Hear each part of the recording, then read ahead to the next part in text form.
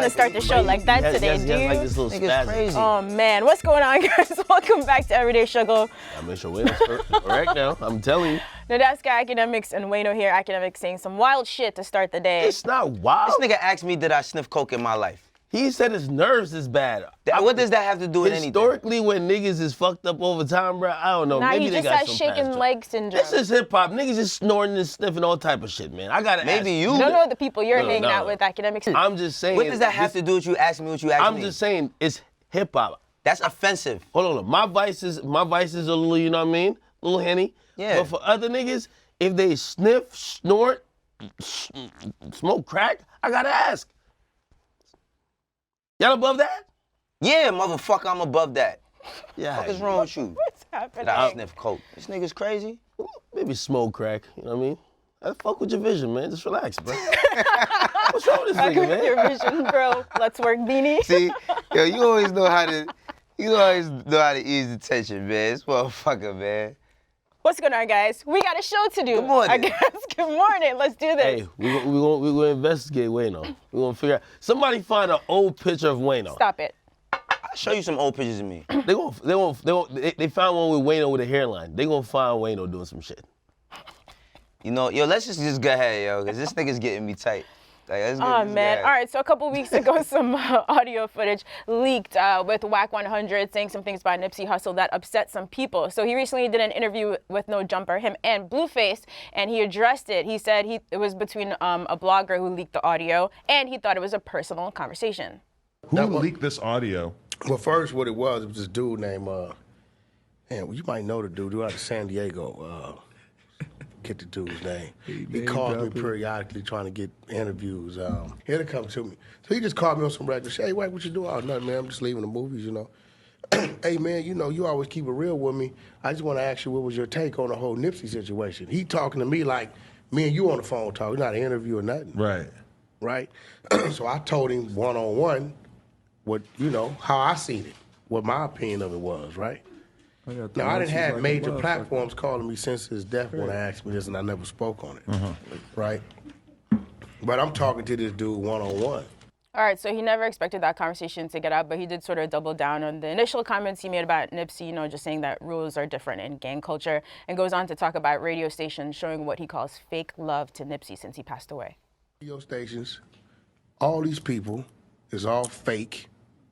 I can speak on it because I was part of the Nipsey Hussle movement, getting him his first multi-million-dollar deal. Wasn't for Big U, y'all wouldn't know the Nipsey Hussle of today. So what I'm saying is you got a man who died with 1 million followers and no radio hit and no platinum plaques. But because everybody started talking like it was a goddamn Popeyes chicken sandwich, everybody jumped on the bandwagon. And now he done went 10, 20 times platinum. The radio is spinning his song. Come on, bro. How long did they spin his song? All day, every hour. Do you guys think he's making some real points here? Yeah, absolutely. I think he made a lot of good points. I mean, when anybody dies, you know what I mean? When anybody dies, I mean, we hear about people who pass away every day in any other part of the country because it becomes news, right? But specifically with artists, especially Nipsey, no, he wasn't getting the love that he should have gotten when he was here. He always was saying the types of things he was saying in his interviews regarding change, regarding building up the neighborhood, regarding him trying to make a transition from the streets into the music. He always was saying that. So, yeah, a lot of people caught on late. Now, and I'm not mad at everybody for catching on late, but no, people wasn't showing love like that. I've been to Nipsey shows and SOBs. I've been in Minnesota in a club with him before, and it wasn't packed out how if he were still here, it'd be packed out crazy, you know? So I definitely think that there is a lot of fake love, but I also do believe that, unfortunately, when people die, I think same thing kind of happened with Tupac. Tupac was a major, let me not just say it flat like that. Tupac was a major artist, but when he died, his music propelled. Same with Biggie. When people die, like, people just say, you know what, they have a little bit more compassion and listening, like, all right, let me see what I was missing out on. So I do think he made a lot of good points during this interview. It's going to be taken the wrong way just because of Wack's history and who he is and what he represents and who Nipsey is. But he did make a lot of good points. Okay. I agree and disagree. I think that people found out more about Nipsey when he died, but I think the big difference between even him and Pac for me, I know mad people, they got 20 pictures of them showing up to the Marathon store, like they're drawing Nipsey. Like I know somebody with a Nipsey tattoo. Even to this day, they don't know a verse. Like just really being honest. Like I think most of these niggas, I think that's what Wack's getting at. Like they're dick riders for the moment. Some people are really like, they're captivated by the man he was and a lot of things he stood for. But a lot of people just kind of going with a wave. I'm realizing it's in the least that people are saying are really even gravitating to the music, honestly. I feel like the radio stations play the music because that was one way to celebrate him. But I know a lot of people now who, of course, they're aware of Nipsey, they respect him, they believe he's a legend, but they don't know the music still. You know, it was a trend. So again, I think for Wack, and this is just how I've seen him move, he really dislikes when people like use someone like kind of like a martyr and kind of like hyping them up and like they turn someone who passed away into like some type of myth or legend, right? He had similar comments about Tupac in a way. Now that was a musical, and I think that's where you get into the other parts of this, because whatever he says about Nipsey music-wise is so true, right? Like he said, it sounds dark, but he's like, yo, you don't think Nipsey wishes he could sell out the Staples Center? Only time he did was when he died at a funeral. You know, makes a lot of sense. Absolutely. He didn't die with a lot of platinum records, but now, you know, those records are inevitably gonna go platinum. So I agree with him there. I think where it gets a little bit muddy, and that's why people have been looking at Wack a little sideways, is when he speaks on the manner of how Nipsey died, and then you involve the streets and what's like how things are viewed. Because, you know, for the majority of people like myself who look at Nipsey, or just regular fans who look at Nipsey, you're not thinking about like that's the street element, and that also, you know, for better or for worse, Nipsey was a Crip, you know, like that was as much part of his music, and also part of him bettering himself and being a man as well. So, you know, I think that's the only part of this whole thing that makes it. Yeah, I mean, the thing is like, because when you put, for the most part, with people who are not involved in that type of shit, that's another thing I don't think that he's saying wrong. It's just people they upset. Of course they're upset because it's one of their favorite people. It's an artist, or like you said, a trend that they follow. And the thing that he did say is like when he put himself at a certain level, bad things happen. And I think I'm not good, but what you have to take out of that is that street shit is something that you should stay away from, because nobody is above it. Like when you play on that certain type of playground, nobody's above what happens. So I think he's right with how he's saying it. It's just people are taking it out a little bit out of context because it's Wack. That people just don't like Wack. Like, to keep it 100, a lot of people just they don't like a lot of things that he says because he's very vocal. He'll get in the comments with you. You know what I mean? Like, if he sees you, he will tell you how he feels. So I think that because of who it is, because of the messenger, is the reason why it's being taken the way it's taken. I don't even think necessarily. I think he provided a viewpoint that I haven't heard anyone say. Yeah, but I mean, that's what I'm saying. He's the only person that's going to say that, and I don't think that. But do you think he's the only one who feels that? I think that I don't think that he's the only person that feels that. I think that he's the only person that's gonna vocalize that, because he just is who he is. Like, I don't expect anything less from him, but I don't think that he's not the only one that feels that way. It was shocking to me when, you know, and I brought this up before on the show, a couple months ago, Glasses Malone made a song called Tupac Must Die. Right. And his perspective there was one that, as a fan of Tupac, as a fan of the man Tupac became and some of the things he represented, even now, like, you're like, damn, like, what type of song is this? But when I thought that the West Coast and even like some of the people that was involved in that culture, whether it be gang related or not, I thought they would be upset. And when you did hear, not everyone was vocal, when you did hear a lot of people even speak on it, they're like, no, that's kind of like, that's a fair, like the way how it played out in the song, yeah, that's how it works in the hood or whatever. Yeah. You feel me? And that made me look at that situation. I'm like, damn, us as fans look at things differently than people that's on that level, on the streets or whatever. And I think when it comes to the Nipsey situation, I think we're still it hasn't been a year yet. No, it's not even. Hasn't been a year yet. No. But I do believe that this narrative is going to be a narrative that I won't say it will be the most popular narrative, but I do believe a lot of. I haven't seen anybody from the West Coast on a street level say, "Yo, Wack is wildin'." Yeah. Okay. And maybe it's because of respect, but I haven't seen people who are in the street, who are gangbanging or whatever, saying, "Nah, Wack, that's not how it go down here." So again, I'm going off of someone who's I think vocal. what Wack is saying is getting mistaken for him cheering. I think like people. That's all. I think people are mistaken for what Wack's saying is like he's cheering the guy. He's not celebrating the guy, the Eric Holder dude or nothing like that. He's just saying how things play out. And yeah, it is because it's early, it's still a touchy subject. And people are sensitive about it, but that's the unfortunate reality is like that's how the streets engage, you know? It was interesting in this conversation because I think Adam from No Jumper, he represented the prototypical fan example or like fan viewpoint, where he said to Wack, he's like, but like with all Nipsey did, like isn't someone like that off limits? Like off limits from certain things that would normally happen to people in certain situations when you did certain things.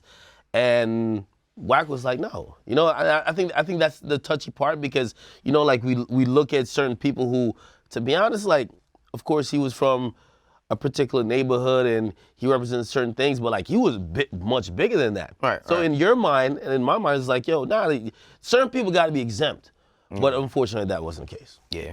Okay, so Blueface didn't have much to add to this conversation, but they did ask him about this collaboration he allegedly has with Drake, which is, of course, not dropped. He said it's going to come out whenever he says Drake will do it on his time. So we have a fan question about this.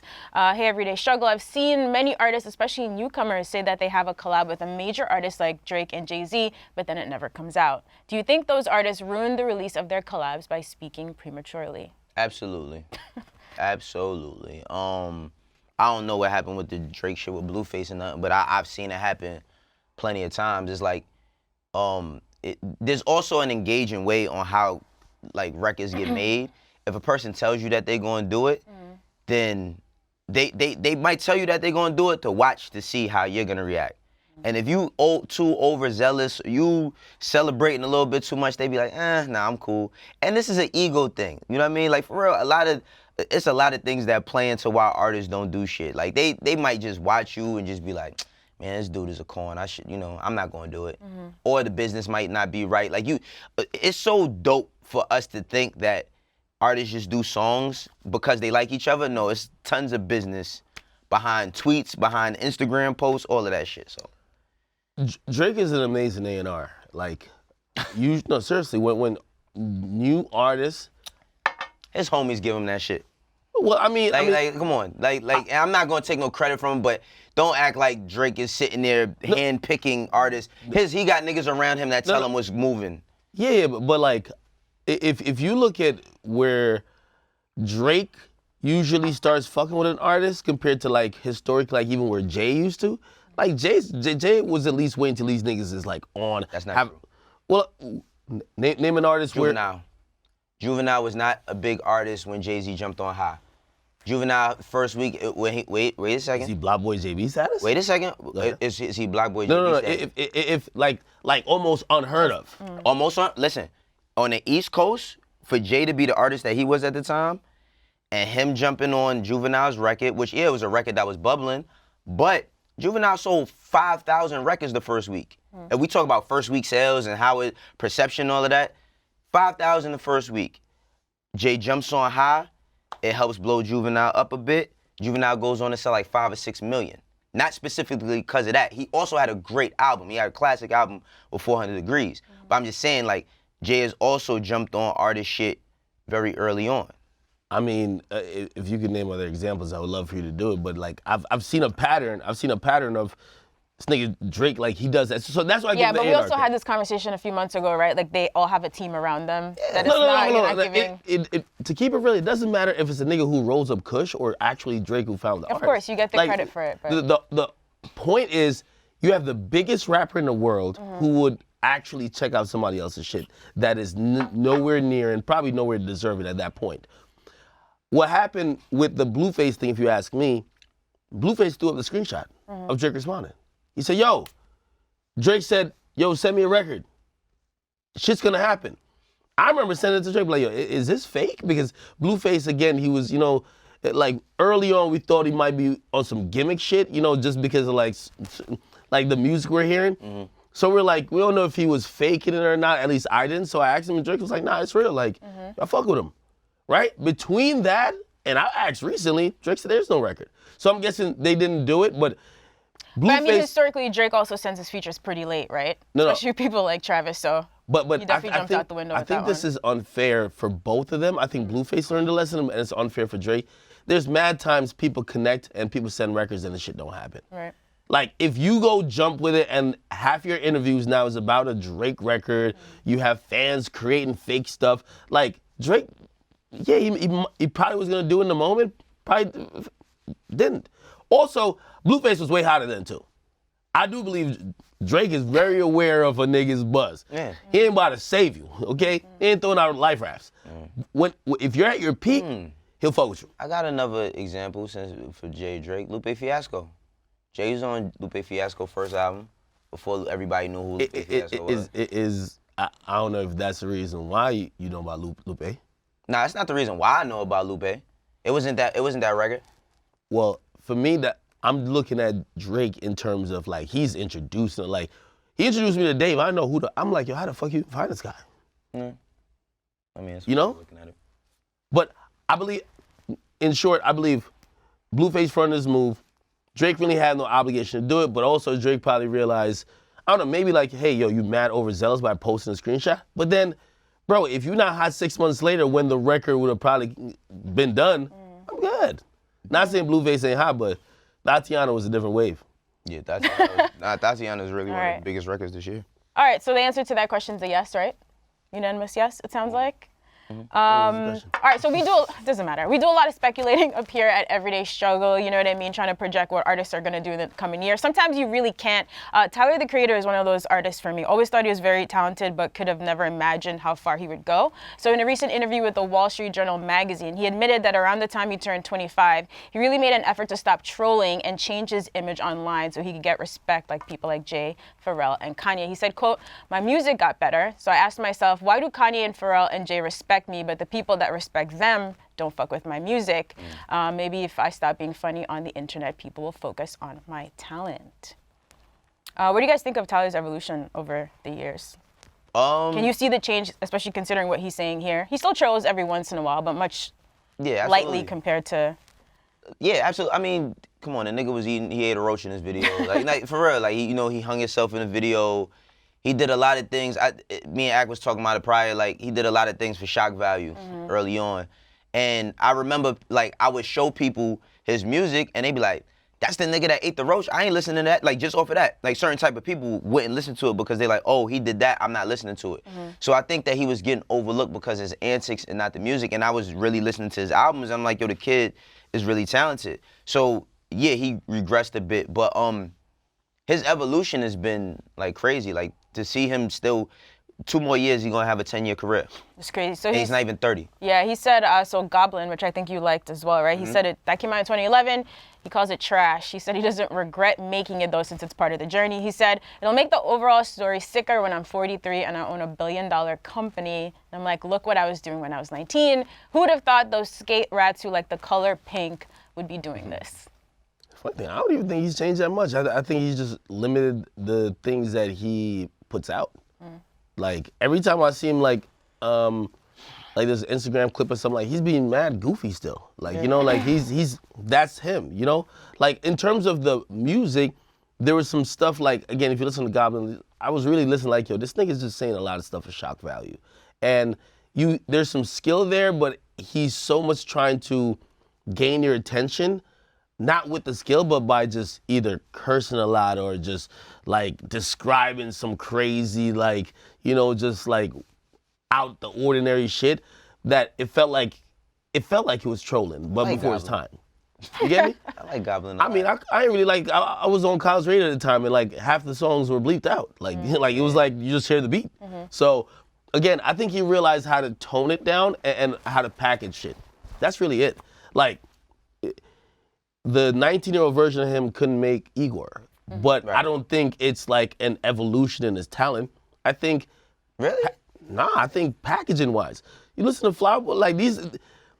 If you listen to Goblin and Flower Boy, I don't think there's nothing different from skill set wise, other than knowing how to package and focus on certain shit. But musically, I mean, the production got better. Like, yeah, I think his production got better.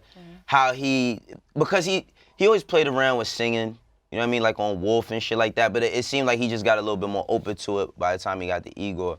Like in Flower Boy, like Cherry Bomb is like, like it's a lot of shit on Cherry Bomb that's like, To me, Wolf is better than Cherry Bomb, but by the time he gets to Flower Boy, it seems like he's totally cool with all the dark, like done with the dark shit. Right. Because even Wolf seemed a little bit dark, and then I felt like Cherry Bomb was almost like Yeezus with the super distorted records, but that's how their music used to be early on, like the super distorted records. You can't really hear the mixes and none of that shit. By the time he gets to Flower Boy, it seems a little bit more polished. Even, how he packaged himself, but I think that he got better. I feel like he got better with skill. By Cherry Bomb, though, I feel like he became a better rapper.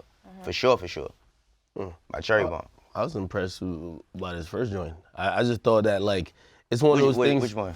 Like, nigga, I was impressed with Goblin. But that's not his first joint. Well, Bastard is his that's the first first one. one I heard. Oh, Bastard was really good.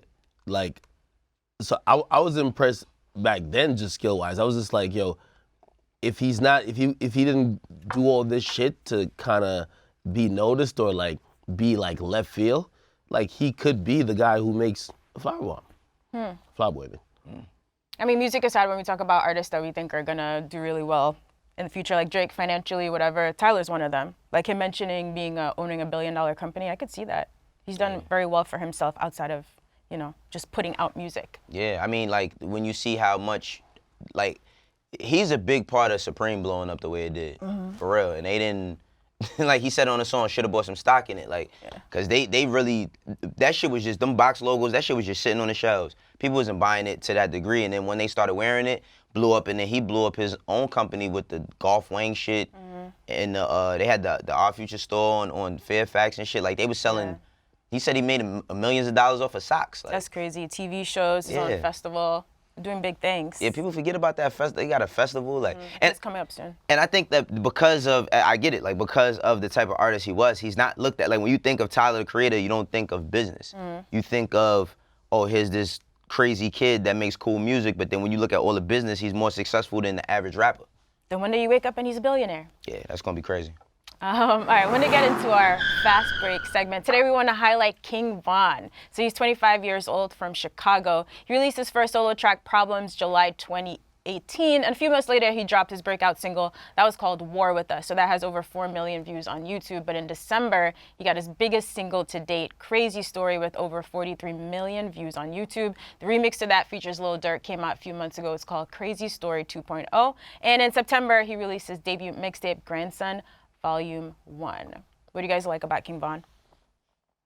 Oh, King Von is, I want to say, one of the hardest new rappers, just point blank period. Like, when I listen to him, I believe him.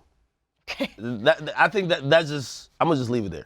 When I listen to him, like, it's, like, if you listen to Crazy Story, like, the original and the 2.0, salute to Durk, who's on the remix, like, again, it's not the first time we've seen that concept being done. Salute to Meek, like Tony's Story. We've seen other people, like, but like he paints such a vivid image of the life that he's living that, to be honest, I don't know, man. Like, that's one of those things where, like, you listen to Murder on My Mind and you be like, yo, only a murderer could have wrote this.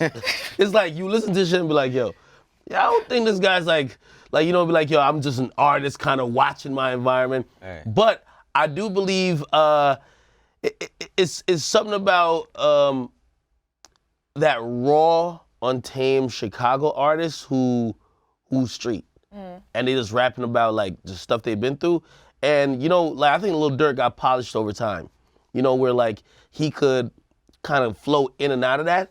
But when I'm thinking about Chicago at this moment, like King Von is like one of the artists I think about in terms of just raw street.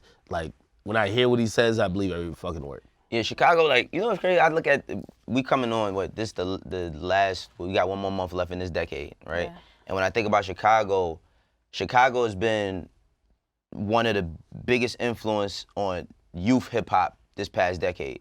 I think if there's no drill movement, if there's no Durk or Chief Keef, we don't get a hot nigga from Bobby Shmurda. You know what I mean? I don't think we get certain artists that come out of Florida. I don't think we get Tay-K. Yeah, I don't think we get Tay-K, which, right? I don't think we get a lot of artists. And but the thing about Chicago is like it hit a height really fast, and then it dipped really fast, and then like I feel like Durk, once he got, you know, out of his Def Jam situation, he kind of figured out who he was, and then now he's not just an artist but a CEO, right? Like kind of how we think about Thug. We look up and it's like Thug then brought us Gunna and all these different people. Durk, I mean, remember before he had Nunu, right? Unfortunately, he passed away. Was a dope, very, very dope artist. But Von is like he's kind of picking up. You know what I mean? It's kind of like he's picking up as a new Chicago street artist, because you know Chance kind of changed the perception. Taylor and you know, even Vic, they changed the perception of Chicago where everybody thought that it was only gonna be one way, and it kind of stayed like that for a bit. But I think Von, not to say that he's bringing it down, but I think just for the streets, he's speaking for the streets and his age group, you know. But I think that he's really dope. I think he's gonna go far. The thing about it is, can he sustain? Because when we think about it, all right, first time I heard him was last year. We got this year, and I'm not even talking about no street shit, but like just maintaining to grow as an artist, how Durk did. Like now Durk, he has Durk has grown a loyal fan base that every time he drops something is getting support. I think he can. I think the problem is gonna be, could he stay out of his own way? Like if you know anybody who's a big fan of OTF, they know like when you see Von and you see Durk, they're worried for Durk, because Durk been doing a lot of positive things. Yeah. And Von, the dude that gonna bring him back. Right. So, you know, like, again, and recently, you know, he was incarcerated and everything. I'm hoping that, you know, for a lot of artists, even like Durk, who like skate beyond that and like make it through, where they're now actually just like, they're being an artist. They're not like being a part-time street nigga and an artist.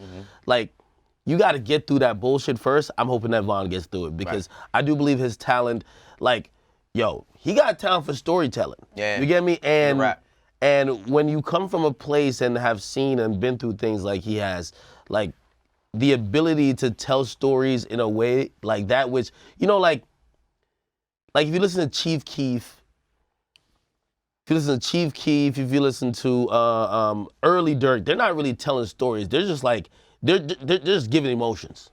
They're just giving off emotion off what they feel about whoever, whatever at the moment. Right. That storytelling, like, I'm forgetting this.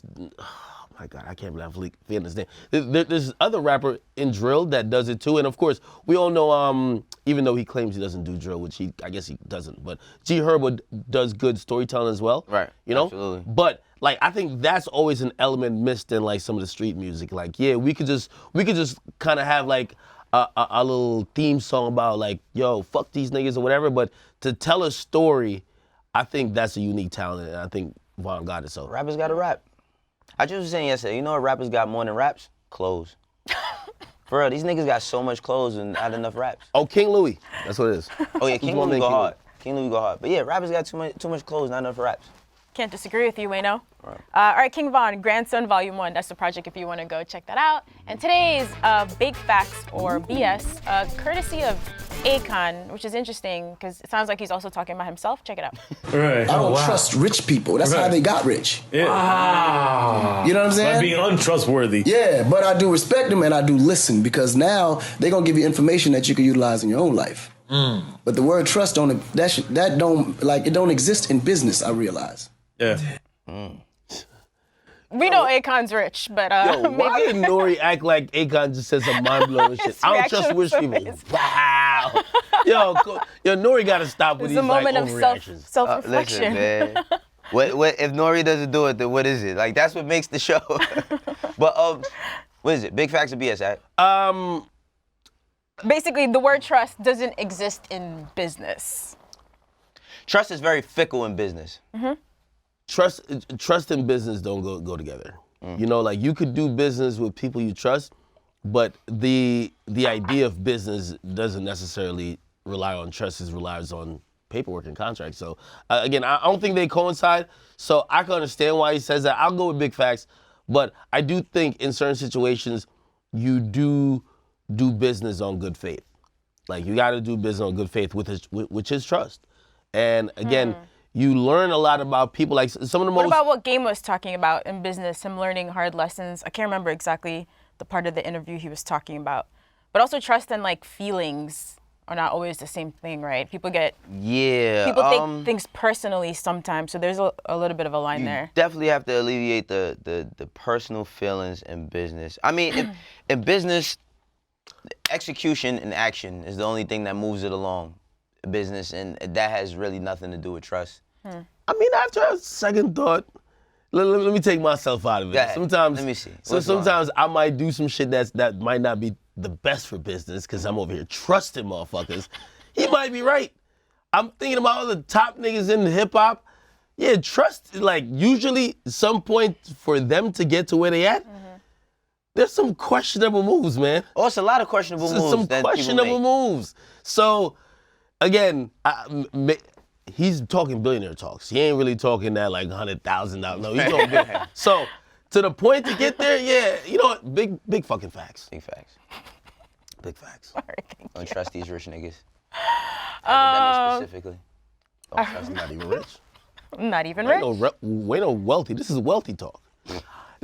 Honestly, you know what I be looking at? As soon as he said that, I'm like, yo, let's look at the top 5 niggas who like earn the most. So I'm looking at Diddy, J, Dre. Who else? Who else I'm throwing up there? I'm really looking at There. Oh yeah. Kanye, 68 million last year. Kanye, Drake. I'd rather keep it on like the people who have kind of almost transcended that artist level and kind of like became moguls and executives. And you get to realize you might have to snake a nigga for a company sometimes, man. Like, it's a little bit of savagery involved in good business, and maybe it's not even snaking. It's like, hey, this is the business thing to do. It's not snaking you. You might feel I snaked you. But I made the best decision for me, right?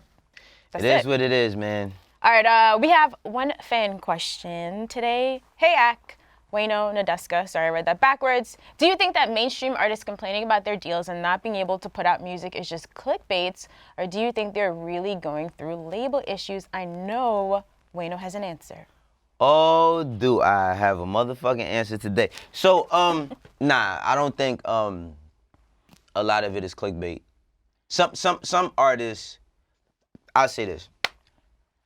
A lot of artists don't understand.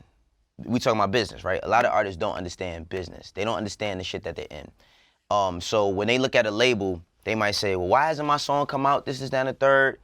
And then you have administration, right? And you have a manager. And if your manager is not on top of the process with administration, then the label can't do anything that they're supposed to do for you. But the only person the artist can point their finger at is the label. So there'll always be that. But I think that is due to artists not understanding what they actually sign. What artists are more fixated about is how many albums do I have to give, how many songs do I have to give, and how much money am I gonna get. And that's what they really care about, right? They care about the money and they care about the obligations. But they don't understand what's contingent upon these obligations. If you have a song, the producer owns 50% of it, and you own 50% of it. So if you want a pub deal and they want X amount of songs, you got to do 2 songs to really have 1. Nobody explains that because most managers don't know that. I was a manager who didn't know that and learned it the hard way. So I would just say put people in your circle who know the business or want to learn the business so that you can better understand business so you don't have to get to tweeting about your label. Well, I'm looking at it to say label issues.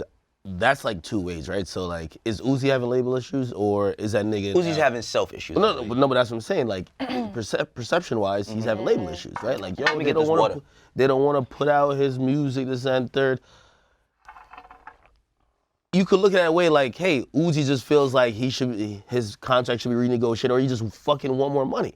Is that label issues, or as you were saying, hey, I want my project out, but I can't get a release date for whatever, that's label issues. You get me? So I think on one side, like, you know, like, there are some artists, we've seen the Pumps of the world, I do think Uzi, that use the public and use their tweets and use them saying fuck their label as a way to kind of pressure the label to kind of get through this negotiation quick, that they could get more money and get a better deal. Then there's the actual artist, and this is what I really quantify as label issues.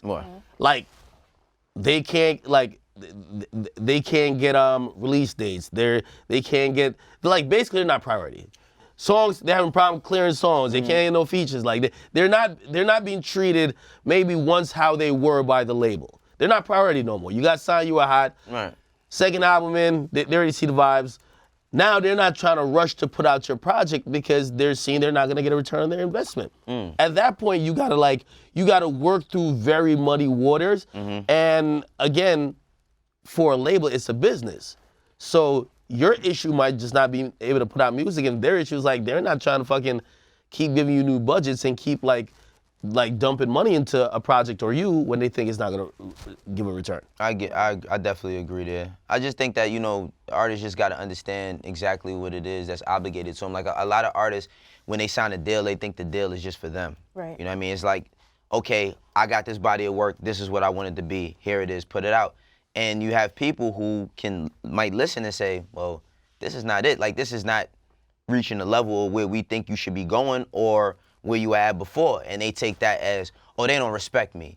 I know I should have never did this shit. Then why'd you do it? Like, you know what I mean? It's like, you got to understand what you're getting into. That shit is like a marriage, you know what I mean? That you can't just easily break. Even marriages, you can't just easily break that contract. So just understand what you're saying. I mean, signing. And also, like, I usually categorize label issues. Like the prototypical example is like, say you Chief Keef in 2013, you sign an Interscope because there's a couple of dudes who love you and they're taking a chance on you. Them niggas move all the way to fucking Beats One and Apple, you get me? And now you're stuck with a bunch of new niggas who looking at you like, yeah, wait, why y'all sign this nigga? And you know what? Matter of fact, fuck that. It's like new coach come in, let me bring in my guys. Right. We'll kind of put him on the bench now. Now, of course, you're in an issue where, to be honest, you probably should get off the label, but that's a whole process going through it. Your fans want music. That's an interesting time. I think that's label issues. Right. But the Uzis of the world, I don't think that's label issues. Okay. Happy you saying that now, Akademiks, because it was just Don Cannon and Drama and all them fault. No. Well, I do believe it's their fault we're not getting music. But is that the label? Is that label issues or not being able to deal with your artist? Nah, it's not label issues. I think Uzi's his own worst enemy, and I love him, but he's his own worst enemy at this point. We should have been got a record or records or a album or something by now. So. Well, thank you for the thorough answer to that question. Thank you for that question. We're going to end. Yeah, thank you for your question. Keep sending them at Everyday Struggle on Twitter. 2Gs. I did run into one fan at Complex Con who said he's been sending questions for months and months and months, and we haven't found it. Roger, we got to work on that. Upper management. He was so mad at us. Did Jeff find it? No, I gotta go look. But we want videos. Send us videos. I don't understand why you guys are so shy. 30 seconds or less if you can. So I don't know, some of you guys probably saw this week that a man was fatally stabbed because he allegedly cut the line trying to get one of the Popeyes chicken sandwiches. Things are getting kind of crazy. So Ja Rule got on Twitter yesterday to criticize people for obsessing over the sandwiches. However, the internet quickly reminded him of Fyre Festival meals, and that was the end of the conversation. Yeah, I ain't gonna lie to you, like, this is the thing about the internet, they never forget. They never forget. Like, before you take any type of like moral high horse position on trying to tell somebody like, yo, the fuck y'all doing? Remember your past. Like, they always got some shit be like, yo, wait, weren't you the nigga who did this? Yeah. You know? Leave Ja Rule alone. Yeah, leave Ja Rule alone. I mean, listen, Donald Trump's the president. People was fighting and dying over chicken sandwiches. There's all types of shit going on. We living in a real life comic book. Which one is worse? The Fyre Festival little fucking platter they gave, or the shit that they were giving out at the Sunday service recently? Did y'all see that? Oh, Brunchella? Yeah. Brunchella? Oh my God. Listen, I don't eat breakfast anyway, but that shit was some bullshit. Well, Did you see apparently, it? Yeah, I saw it. The For pancakes. look like- $55? It was Yo. $55. Yo, I ain't gonna It lie. wasn't. It had to be $55. Like No, you no, had to get the breakfast plus a bunch of other stuff. $55. Like Just straight for the up. breakfast? Yeah, nigga. but look, guys, they issued a very important statement. You want me to read it for you? Yes.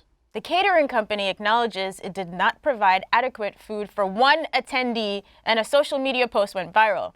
Kanye West and the Sunday Service Collective should be disassociated with such claims surrounding the food at the event. It was one attendee, they said, just one. They had Sunday service, man. Somebody should have turned like 5 loaves of bread and 2 fishes and fed the whole fucking crowd, man. All right, y'all. Let's get lit, man. Come on, stop I playing. thought you don't play with religion. I know. So I don't. Yeah, all right then. So stop joking about it. I'm just saying, the Kanye got the whole thing going on where. it wasn't his fault. It was one person. No, Yeah, I'm saying Kanye's not on the fucking stove. No, I'm saying he could have helped the situation. How? Stop blaming Kanye. $55, man. You For could tell- brunch? I'm not $55 for anything. It's expensive, but we also live in New York, so it's not too shocking. Yeah. You pay $55 for I didn't like. say I would pay $55. I'm just saying it's not shocking. Cost $55 to park in New York. Shit. It's big. That's on the cheap end. Guys, thank you for watching Everyday Metro Struggle. Huh? Like Metro card. You don't even know how to use a Metro card, know, Academics. use Let's it not. Yo, hope you guys have a great day. Send us some fan questions on Twitter. We'll see you tomorrow on Everyday Struggle. Or just drift off into thought trying to think about how to use a Metro card. No, I do know how to use a No, Metro stop card. I haven't used the lying. Metro